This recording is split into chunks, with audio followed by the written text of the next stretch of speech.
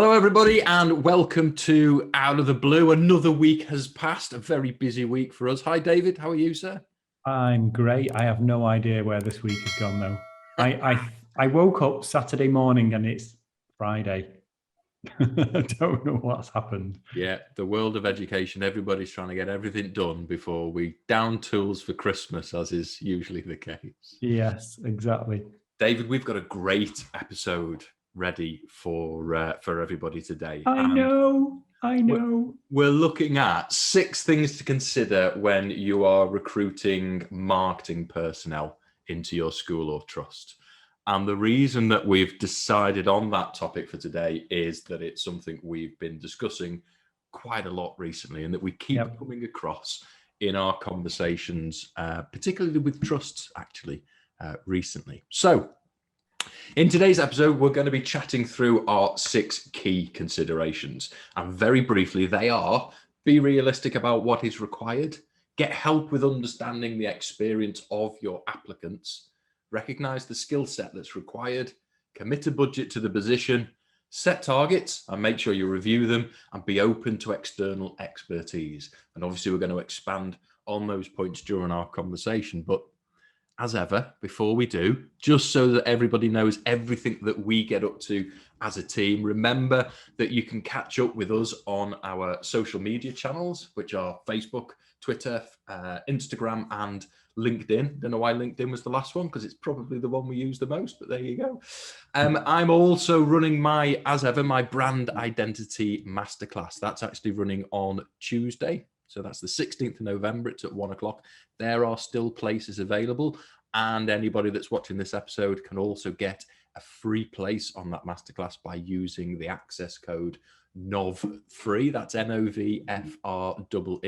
So it's usually £50 for a place, but you can get a free place. Well worth your time. Great for anybody that really wants to have that introduction and get a handle on the way that they are presenting their school or their trust to the outside world. Get a handle on your brand identity and the way that you're communicating. So that's the Brand Identity Masterclass, Tuesday, 1:00. Join us for that. You can find more information on our website and information on how to join.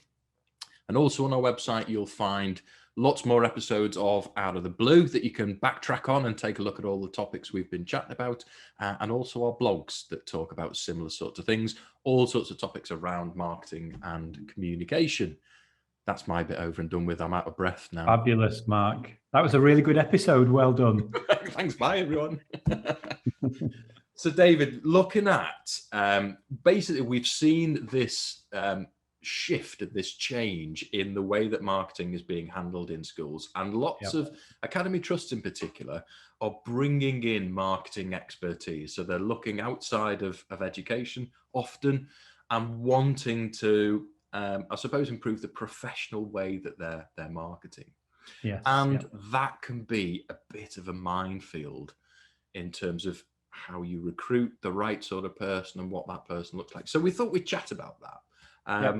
And I think the most important point we've put as point 1 there is the need to be realistic about what is required. And that comes from some of the experience I know you've had chatting with some trusts, and I've certainly had, when they talk to you and say, we're looking to recruit a marketing manager into our trust of 15 schools.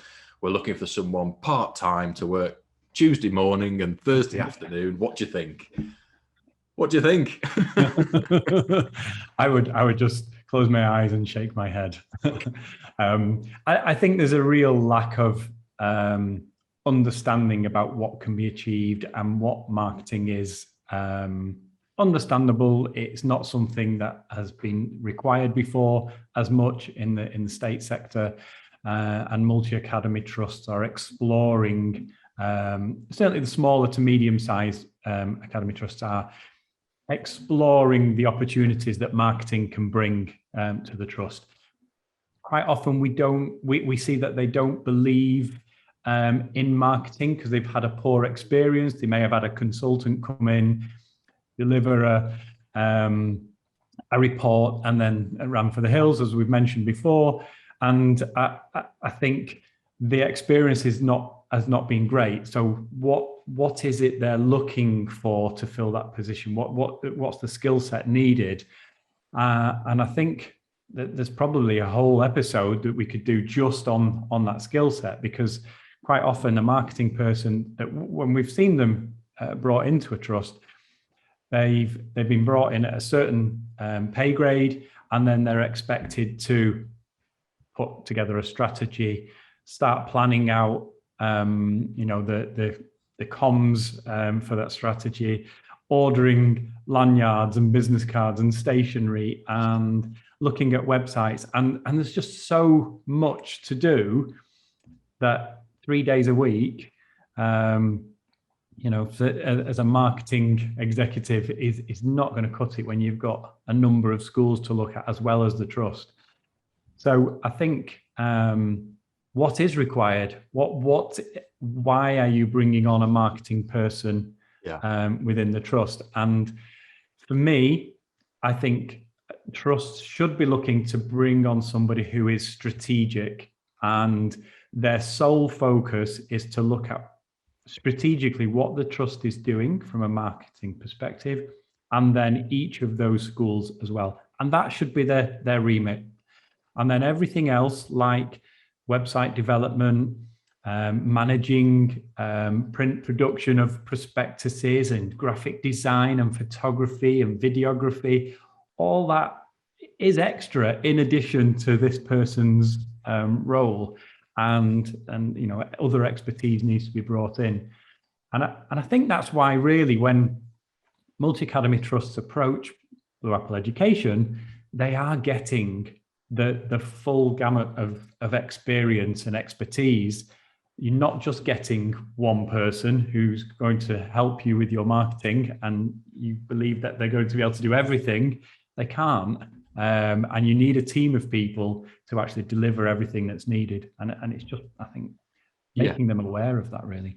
Yeah. So that what we mean by that being realistic about what is required is just recognizing that actually what is required is so much more than one person part-time who has a bit of experience working in a marketing department. And point two is sort of getting help understanding the experience of your applicants. It's something that we see quite often, is that people who are, we're in education all of the time, we're not exposed to marketing, and we've not worked in marketing departments, and we don't really have an understanding of how marketing works in any great depth. So it's very difficult to recruit the skill set that you're looking for, because you don't really understand. I mean, that's true in any walk of life. We've seen, of course, with trying to recruit people into jobs that we don't do, And so our point number two is getting help understanding that experience. So we will quite often hear or see academy trusts saying, well, okay, we're looking at bringing this person in because they've worked in the marketing department of a large organization. Yeah. About as deep as it goes. Well, what is their skill set? Have they been working in digital marketing? Are they good at writing copy? Do they understand websites? Do they, have they been buying print? Are they, what's their role been? What is their experience? And understanding, actually building a profile as you would for any other role, but building a profile of the person you want, which is that person that really understands strategy, is going to be able to get a handle on the return on any investment that the trust is going to be able to make, and what's important, and prioritizing, the activity of the trust. So I think, there are lots of ways you can do that. We're always happy to chat to a trust who's going through that process. In fact, there's a trust at the moment, and we are going to take a look through some of the CVs that have been sent in, just to give some guidance on that, really. Yeah, I think it really does tie into point one very well, because you've got to be realistic about what you want, why you're bringing somebody on. And I mentioned being strategic, but actually you might want a marketing person who's just good at organizing. Yeah. And they've got experience organizing marketing, collateral and events, and putting the right people together. And that's a very different role to somebody being strategic. So I think you really do need to understand point one before you go to point two, and understanding the skill set of applicants, because that marketing does cover quite a wide range, and there's sales included in that as well, which is the dirty word in education, but the sales and marketing go hand in hand. So what is their skill set? Where I think it's really important to bring somebody on who understands the education sector at some level, because not understanding that, not having perhaps children of their own, or having children that have been through the education sector, or having any links to the education sector, experience in it, I think it's really quite tough. It is quite unique in the way everything works. And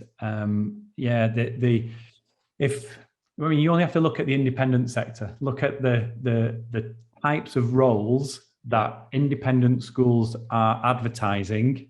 AMCIS website is a very good one to look at. They provide marketing adverts for roles for marketing positions and admissions, and they're really good to get an idea of the skill sets of people that schools are requiring.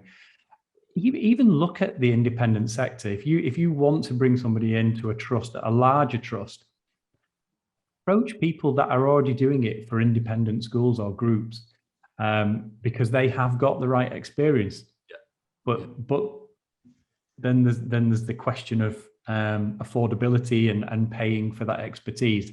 They're in the independent sector for a reason, and if you want to attract them into the state sector, into a large trust, then obviously the salary has to reflect that expertise as well. Yeah, I agree, and I think you'll see really if you look at the independent sector, they'll have a marketing department, and they'll have a marketing director, or at least a head of marketing, and they will have people that work on their digital marketing. So they've probably got a digital marketing coordinator, might even have a separate social media, somebody working on social media. That they'll have admission staff that is separate. That's the sales area of it. So there's this whole team of people trying to do that job, that role for one school, and we see trusts trying to do that for 7 or 8 schools and the trust with one part-time person. So it's so difficult for that person to have an impact and to make any difference.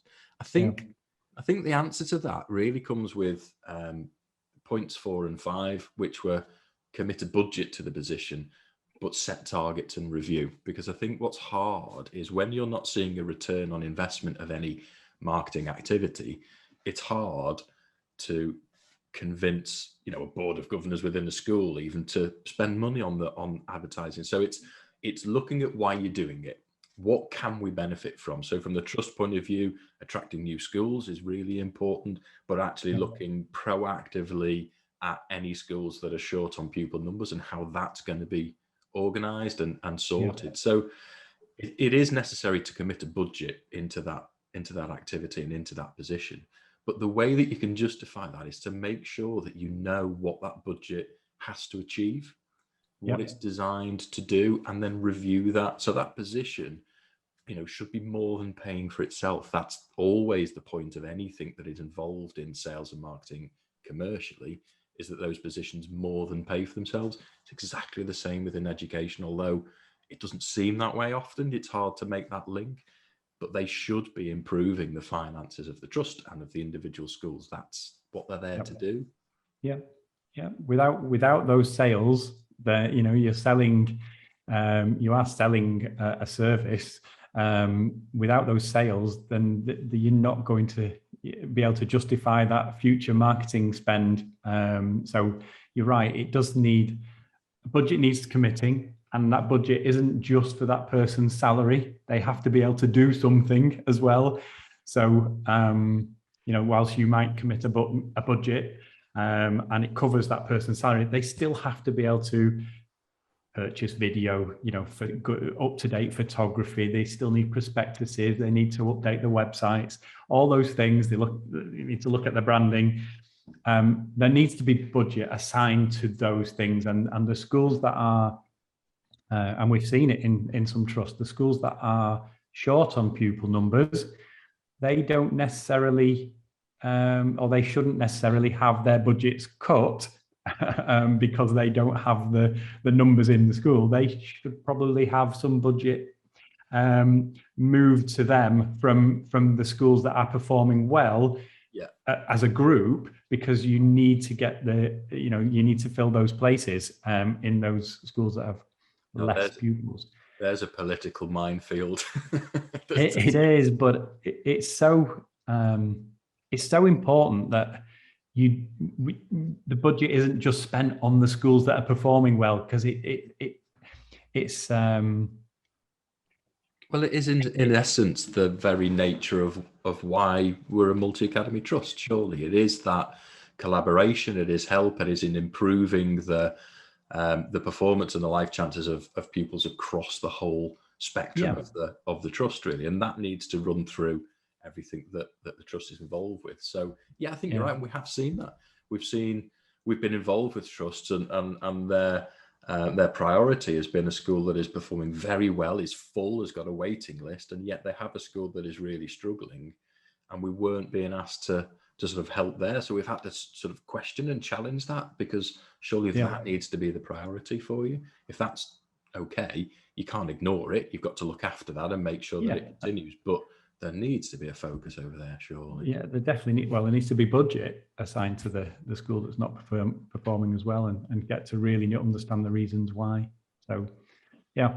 I think if you were building a picture as to sort of the ideal way forward for any trust that is looking at, how do we start to bring in marketing expertise, then the way that I've seen it be really effective is that they are kind of realistic in the sense of what that person that they're recruiting is going to be able to achieve, and understanding that they should be in a position where they can then liaise and coordinate the activities of external agencies. So our final point is that being open to external expertise is, again, it links to all the points we've discussed so far, not recruiting one person and expecting that they're going to be able to do everything to do with your marketing, but what they can do is coordinate and facilitate the activities of experts and professionals that you can bring in. It is much more cost effective to do that. And that sounds a little counterintuitive, because you're going to spend more money on someone that, we know great suppliers that are involved with digital marketing that you can bring in. They are so good at what they do. They're going to save you time. They're going to get things done really, really quickly. In the long term, they're going to get results quicker. And it just makes sense that your marketing person who has no digital marketing expertise brings in an expert to do that. And I hope that kind of makes sense to people. We get brought in a lot to do that creative design and to really look at that brand messaging, etc., because it's a certain type of skill set that you're very unlikely to have been able to recruit in. But I think trusts expect that person to know everything and be able to do everything. And it's interesting, isn't it, that a school this week that you've been talking to have felt like they were at a branding project, they were rebranding, and they went with a less expensive supplier, perhaps, or a freelancer, because they thought it was more cost effective. And actually, they've spent 12 months going through a process, not achieving the results that they had hoped for, and then eventually came to us anyway to do the project, if I dare say, properly for them. I completely understand the mindset and how that works. I think there's always pressures. Of course.